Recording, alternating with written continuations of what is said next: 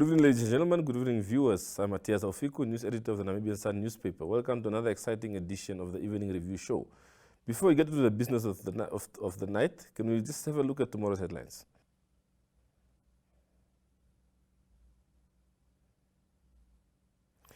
Well, you can expect a story on the Sober Party Youth League, also the vaccination status so far, how far we've come,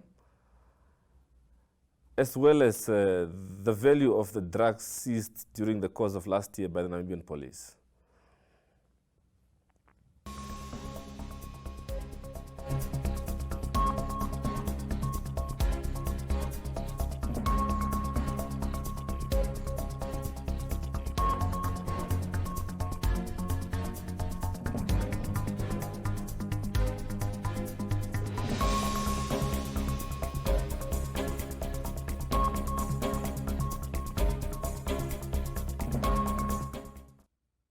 Well, we're joined in studio tonight by Mr. Vinsent Kanyetu. He's the Secretary General of the All People's Party. Good evening, sir, and welcome. Good evening, and thank you for having us. It's a pleasure to be discussing with you tonight. No, it's indeed an honor to have you on our set tonight. Well, tell us, what can the nation expect from the All People's Party during the course of 2022? Well, we just have a year and a half to go before our national election. All People's Party, as we all know, last year it wasn't a good year for all of us, including APP. Reason being because of the pandemic that has hit hard the world.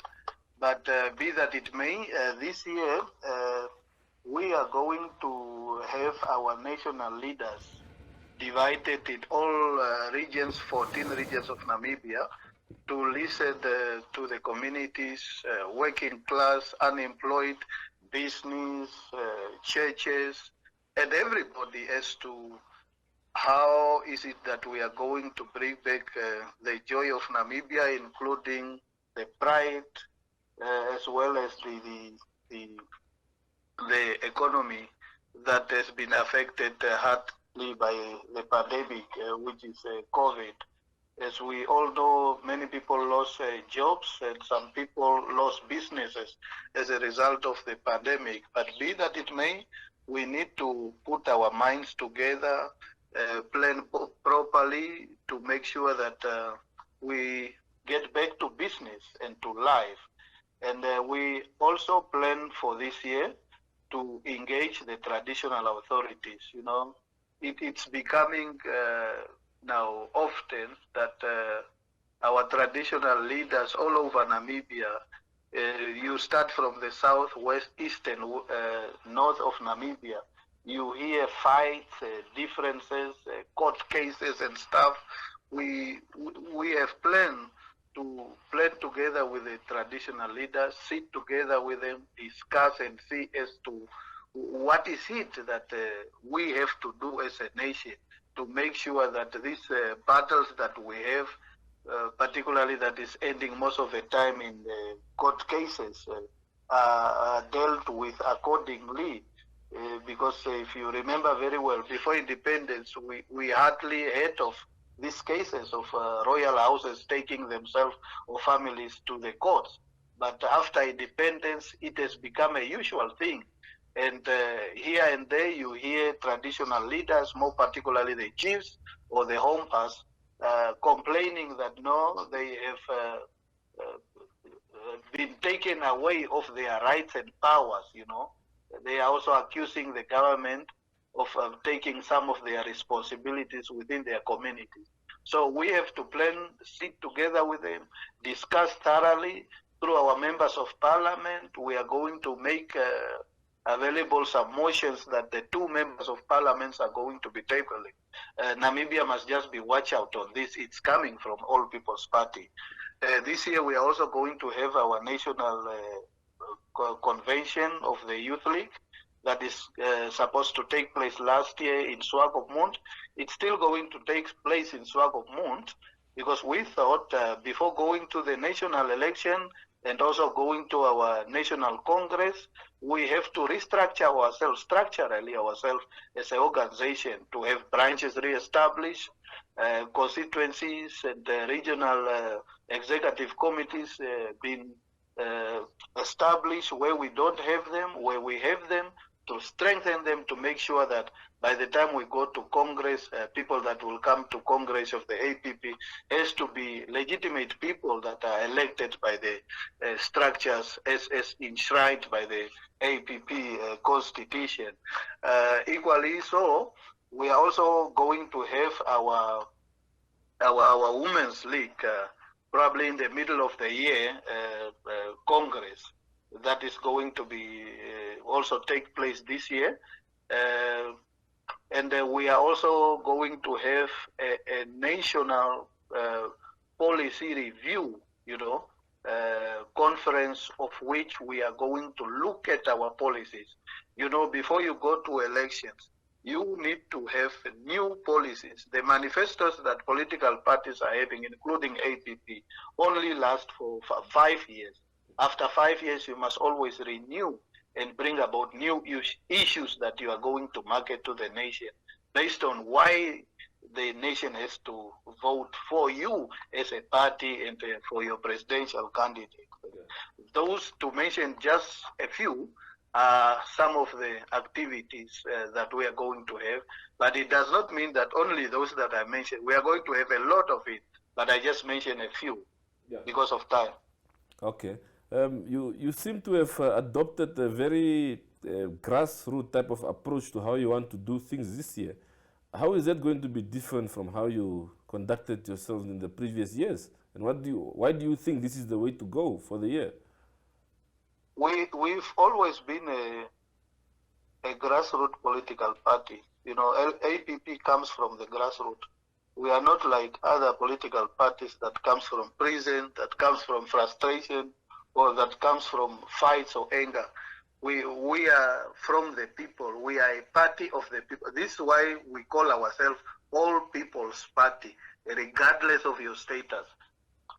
To come back to your question, sometimes people think what they think about APP, but our approach has always been a bottom-up approach. We are a people-centered political party. Only people cannot see how we are doing our thing. Taking it from the founding president, my soul rest in peace, he always encouraged us to say we should always work smart, not hard, but we work smart. We've been working smart. This is why, in some areas that you don't expect us to get votes, we've been getting votes, but we did not show how we penetrate those areas. Yeah. So our approach has always been a bottom-up approach, and we keep it as such. Yeah. Well, talking about the founding president of the party, may his soul rest in peace, there are fears from certain sectors also within your party, considering the future and the sustainability of the party in his absence. What do you have to say about that? You see, everybody is saying whatever they feel. Everybody is saying whatever they think. But the truth is that, let me give you an example of a Roman Catholic. The founder of Roman Catholic, which is a church almost all over the world now, died many, many years ago. But after he died, there was no church in Africa. Only after his death that the Roman Catholic established itself in Africa. The question is how? Because the ideology of Catholic was accepted and adopted by the people, then the people continued the legacy after the death of the leader. The same approach, the same scenario. APP's founding president is no more with us. May his good soul continue to rest in peace and heaven. But I tell you now, the ideology of APP was not only understood very well all the time. Wherever I go, wherever leaders of APP are going now, people are talking and saying, we misunderstood you people. Now we understand what you stand for. Now we are going together. Now you have our hands. We are working together, come what might. So I'm telling you, you are going to be surprised, and those people are going to be surprised to see how APP is going to get strong going forward. Yeah. Because we are hearing, not only the media, we are hearing it from a lot of people, even some political oppositions, including the majority party, saying because the founder is no more. Most of the political parties died when the founder is no more there. I'm telling Namibians and Africans and the world, the same situation that happened with the Roman Catholic is going to happen with All People's Party. Yeah. And you must just watch the space. Okay. So what do you where do you think these talks are coming from? And what is driving these talks, which you call rumors? No, it's coming from disgruntled and loose politicians, people who fail to make it in APP leadership, and those habinators who pretend to be APP, but they are otherwise. We know them, but we are not taking them serious. We know who they are, but all what we are saying is that they must keep on watching the space, because they are in for a surprise. Yeah, but of course, you as the head of administration in the party, are you perhaps foreseeing any challenges going forward? I know you've mentioned that the party will grow going forward, but just in terms of a risk analysis, has that been conducted so far? It's still very premature. Look, there is no political party that doesn't have challenges. All political parties have challenges, including your ruling party. We know our challenges. We understand our challenges. And we have been, with time, working on how to overcome our challenges. Since the last Congress up to now, we know exactly what has transpired, and we are working towards that. And what we are saying is that whoever wants to see the APP moving forward must discuss APP matters in accordance with the APP structures. You cannot discuss the Namibian Sun challenges with APP, because APP does not fit to discuss the Namibian Sun challenges. You have to discuss your challenges within your management, your representatives. So is it with the APP.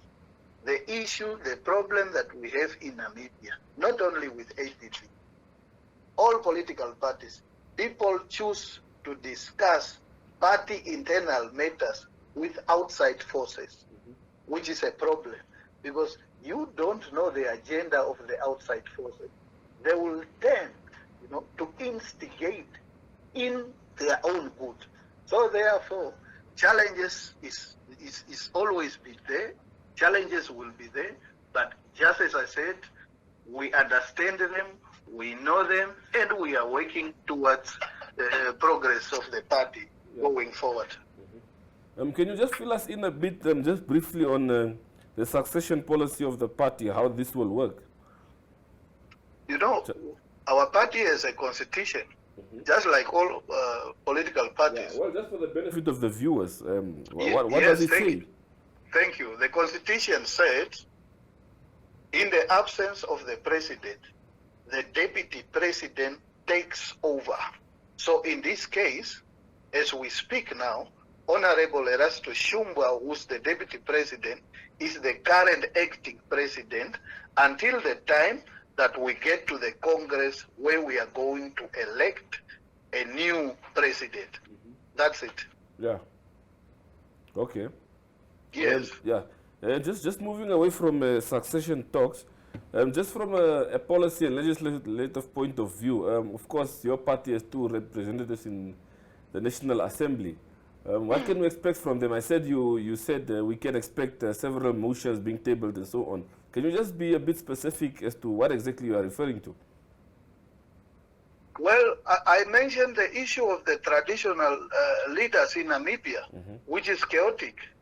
I can also tell you that we have a problem of the true women empowerment in Namibia. We are just discussing as a nation. Truly speaking, we are becoming a laughing stock out there. We are talking about women empowerment, but in real sense of empowering our women in Namibia, we are kind of doing an artificial empowerment, empowering the women who are in urban areas without going deep down in the rural areas whereby we find women that needs empowerment.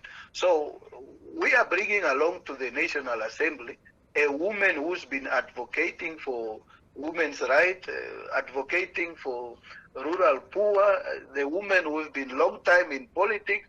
So expect a lot of policies that are going to do with improving of the rural citizens of Namibia improvement. So this is Madam Honorable Maria Kamtali, the incoming Member of Parliament of APP. Yeah, and to add on, as you know, our Deputy President, current acting President, Honorable Shumbwa Nangoro, himself has been a business person. He understands, he's been a long-standing business person, and he understands the challenges that are facing small and medium enterprises in Namibia. Expect also some motions in that direction, and as well as some motions that has to do with the young people of Namibia. How are we going to do away with the escalating number of unemployment in Namibia?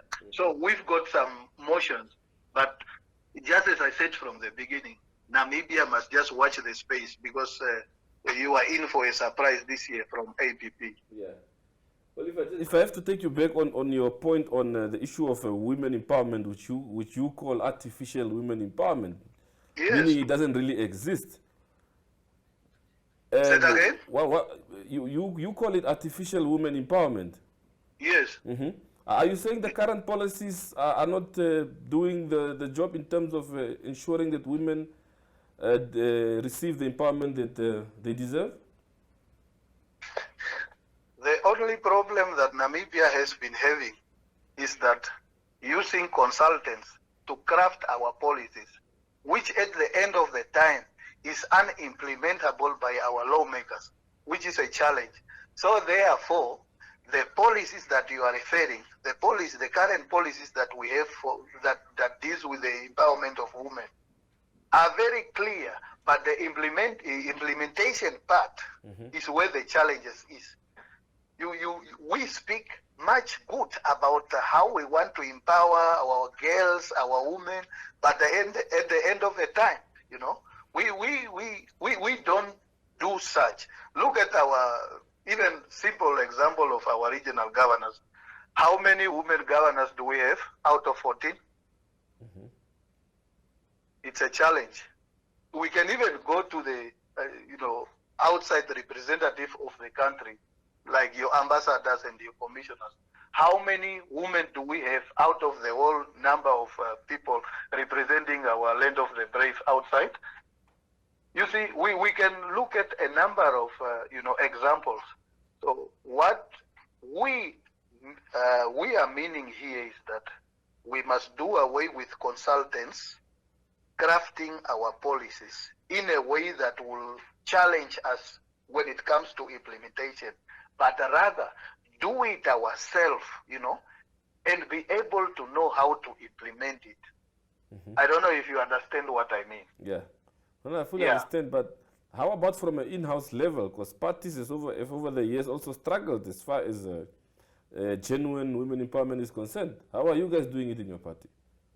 No, so far so good. So far so good. We are a small party. We started with one seat, later 2 seats, and because of our smallness, but the hierarchy of our national structure, we've got women in our Triple C, that our Central Coordinating Committee. We've got a good number of women, including our Politburo. We've got women. Now, for the first time, we are bringing a woman to Parliament. we are getting there. We are getting there. The other issue is there has always been a challenge of women participating in the opposition politics. There's always been all these threats, from the government and your ruling party side, whereby women have been, threatened not to belong to opposition politics, but it's always good to belong to the ruling party. But now, we thank Namibians for opening their eyes. Now, when you look all over political parties in Namibia, women are coming up, at least for the first time, we have a woman president like my sister in Nudo, and we are also looking forward that in APP, probably by next Congress, you might find a woman president or woman secretary general, women are coming up. But it's also up to us as men in the structure to encourage the women that they have to participate not only on a local level but also at a national level. Because majority of our women, to be frank with you, majority of our women in APP are still on a regional level. So we have also to encourage, that's what we are discussing in the party, that we have to encourage our women at the regional level to rise to the national politics, so that they get exposed and also get occupied into the national structure and take over and lead the party. As we know, when you give leadership to women, women are very good leaders, and they can take the nation and the party forward. Yeah. Well, I know you mentioned the issue. You of course, it's an allegation because you've not proven any evidence of women being threatened not to stand. But what are some of the other issues you think are impeding women from really availing themselves and participating in the political discourse? Another one is the self-hate amongst women themselves. For a number of times, we have seen women not supporting fellow women. Whenever another woman wants to stand or vie for any position, other women always good in de-campaigning their fellow women, which is also not good. But the same can also be said about men. Why is this now a distinct scenario? Pardon me? I'm saying the same can also be said about men. Why is this a scenario that needs to be singled out? No. We are expecting women to support themselves, instead of women supporting in their big number, supporting men, Because if women don't support themselves, men will then continue to take the advantage of being at the forefront and occupy the top positions. So that's also one challenge that we have. And some women feel it's a man's responsibility. In some cultures, I know in Namibia, more particularly in Herero, back in the days that only men are allowed to sit in front and women always at the back. Even whenever it comes to food serving, men must eat first before women. But we are living in a modern world whereby everybody is equal before the law, and women are equally human like their fellow men counterpart, meaning that a woman can also occupy any position if supported, if motivated to do so. But then I'm also calling upon women themselves to be self-confident and not to be afraid of anybody. Okay. Mr. Kanyetu, thank you very much for your time today. Thank you very much, and all the best for the year. We also wish you well. Yes. Thank you. All right, bye.